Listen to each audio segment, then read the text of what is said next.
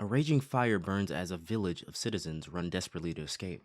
A young girl is hiding crying her eyes out in the corner, while some people are too hurt to move. The village warriors are dying while trying to face off the invading orcs. One orc talks to his boss, with this being his older brother. The older brother congratulates them on a good day of work, renaming the city to Orc Town, deeming they'll be drinking plenty tonight. As they laugh, a young man walks up, his name being Ikusaba Asahi, pulling out his sword to fight. The orcs laugh at him, hearing that he's an adventurer. The boy gives him a warning, saying it's in their best interest not to attack him, with it being too late if they do.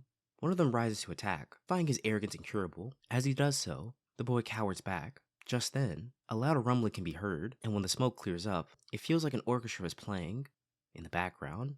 As the orcs are being impaled, the sun shines bright as a girl flies through the air, gracefully, using explosion magic to kill the next one. Earlier in the story, we can see the title card on a handheld orange Game Boy Advance.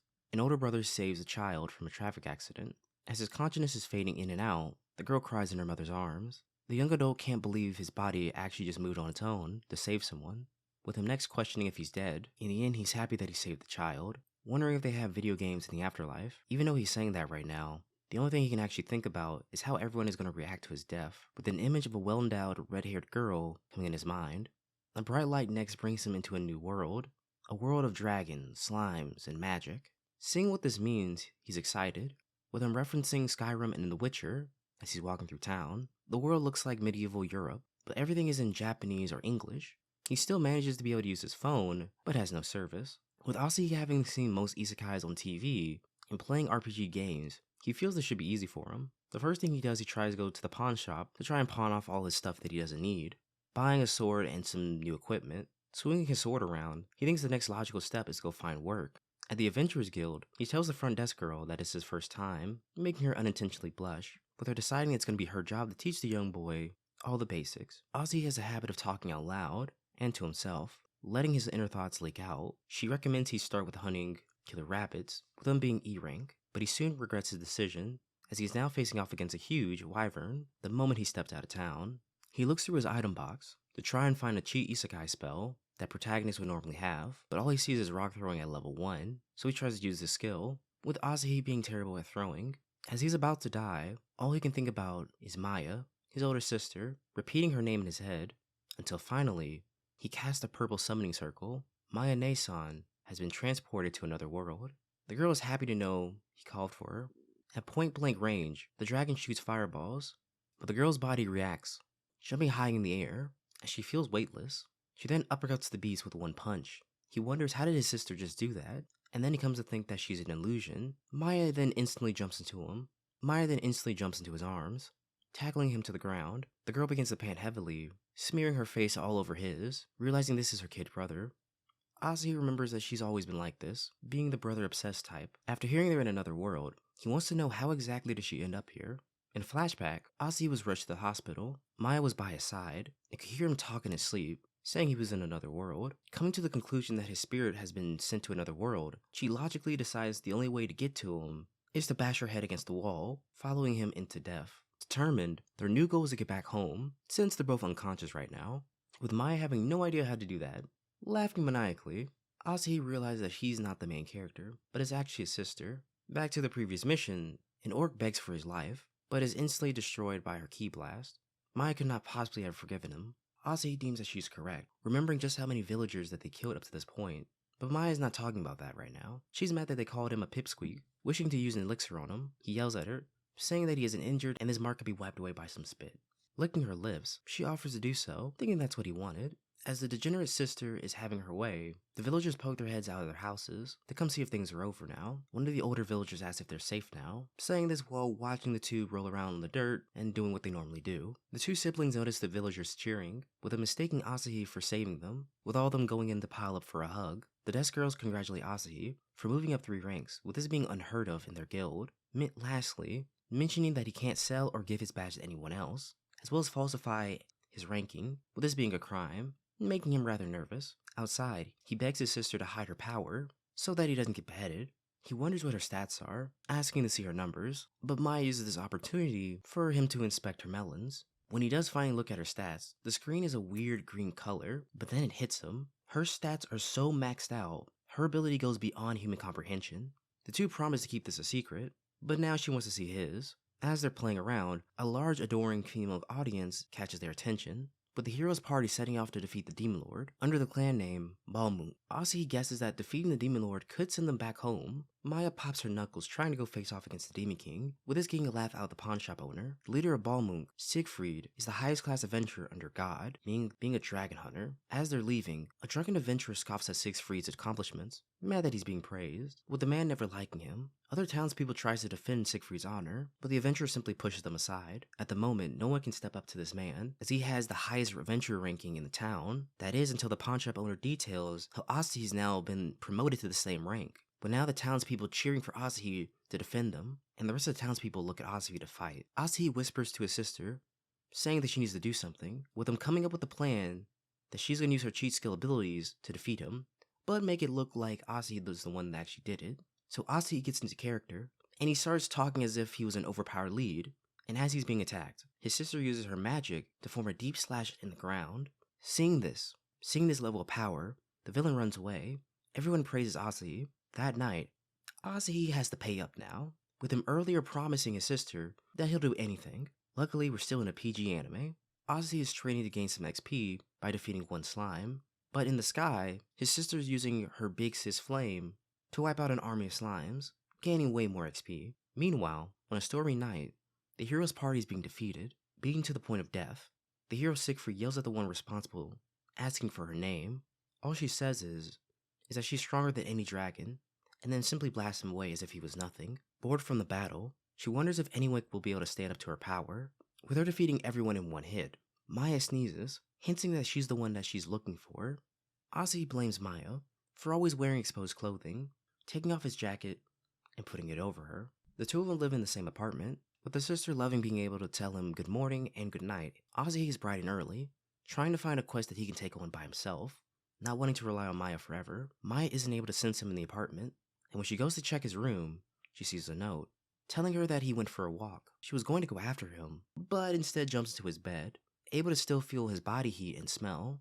Asahi gets a quest to gather rainbow mushrooms. He wonders why there aren't any adventurers around. Then he sees a sign warning him of bears are in the area. Realizing that the bears normally come here to eat, he's running for his life now. He decides to act, throwing a mushroom at the bear. The bear takes a quick break, eating the mushroom, but then attacks him again. The bear is hit by a purple flame that sends Asahi rolling onto the dirt. Guessing from the level of power and the feel of these melons, he assumes that it's his sister, Maya. He calls out to his big sister, admitting that he really is useless without her. The older woman laughs at him for being called his sister, then asks how long exactly he's going to be clinging onto her. Asahi panics, apologizing, thanking her for saving him. She didn't dislike being called his sister, but reminds him that they have a battle ahead of them. While tossing him in the air, she deals with the rest of the bears. He's able to see her battle, with his level of power reminding him of his sister. The ground underneath them begins to shake as their leader arrives, being a brown reddish bear who can talk. The guardian of Claudia Forest, Kaiser Bear. The bear speaks, calling the woman Kilmaria of corruption, stating that she has a love of battle. Asahi is frightened, with him only coming here to pick mushrooms, not to fight a raid boss. Kilmaria grabs him for a hug, protecting him in a barrier. Asahi mutters to her, saying she saved him again. The demon smirks, with her liking how he called her his big sister, feeling that she had to save her brother. The next moment she vanished, to only reappear in the air, and in one hand she charged up a flame ball, calling it Crimson Blaze, leaving no trace of the King of Bears. The woman asks if he's okay. After he assures her that he's fine, he wants to know who she is, with her being Kilmaria, a top-ranking general of the Demon King's army. He gets a little bit nervous, but she reassures him that she has no interest in weaklings, so he's fine. Realizing just because she's a demon, it doesn't automatically make her an enemy of humans. Kilmaria has a question. Feeling that he's indebted to her, he doesn't mind answering it. Kilmaria is seeking to find the adventurer named Asahi, as he's gained a lot of acclaim as an adventurer, with the woman excited to go fight him to the death. Gleefully laughing, the boy tries to escape, but his adventurer's badge rolls out, with this informing her of his true identity. Sensing he's in danger, Maya gets out of his bed. Kilmaria is chasing him, wanting him to fight her to the death. Eventually, he runs into his sister's chest. Knowing this sensation and scent, he correctly guesses this time it's his sister. Maya misjudged the situation, assuming that Asahi is being chased down for his V card, saying he must be at risk. With this shocking both of them, Maya then begins to insult her revealing clothing, admitting that she understands given how adorable he is, but that doesn't mean some hussy's gonna be able to take him away from her. Kilmaria is insulted that she was called a hussy, and then points to her revealing clothing, saying that she can see her navel. The two begin the clash, with both withstanding each other's first hit. Kilmaria now understands the situation, getting excited, knowing she's the one who's actually been doing all the accomplishments around here. The two of them clash in the sky, with it looking more like Dragon Ball Z than an Isekai. Maya slams her to the ground. Kilmaria questions if a human could actually be this strong, wondering if she might lose. Smirking from the challenge, she performs her fearful flare, but Maya counters it with a huge gust of wind, calling it Big Sis Cyclone. Winning this duel, Kilmaria finally asks for her name, revealing that she's actually his big sister. Content, Kilmaria is happy to die. As Maya's about to finish her off, Asahi stands in her way. Kilmaria assumes that he's showing her pity, getting rather upset, but he details how she saved him multiple times, telling her that she has to live, calling her his big sister. Knowing that she's a good person, the siblings leave, going off to dinner.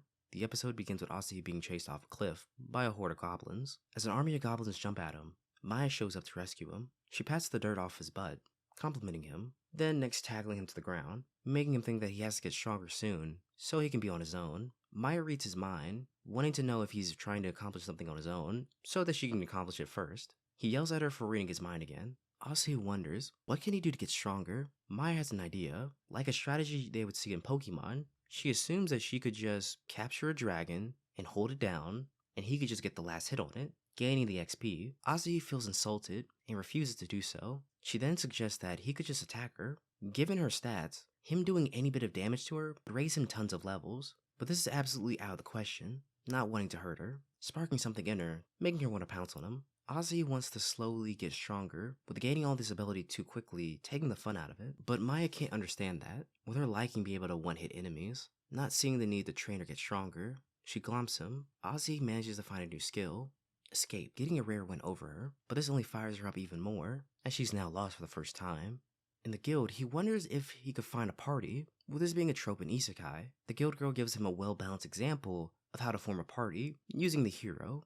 Outside, a gang of adventurers pick on a drunk, but Asahi doesn't want to get involved. That is until they pull out a sword, with him deciding to help now. He throws rocks at all of them, but soon finds himself also in trouble. Luckily, the drunken man gets up to take out the thugs. As he wonders who this man is, he recognizes his face, being the leader of Balmung.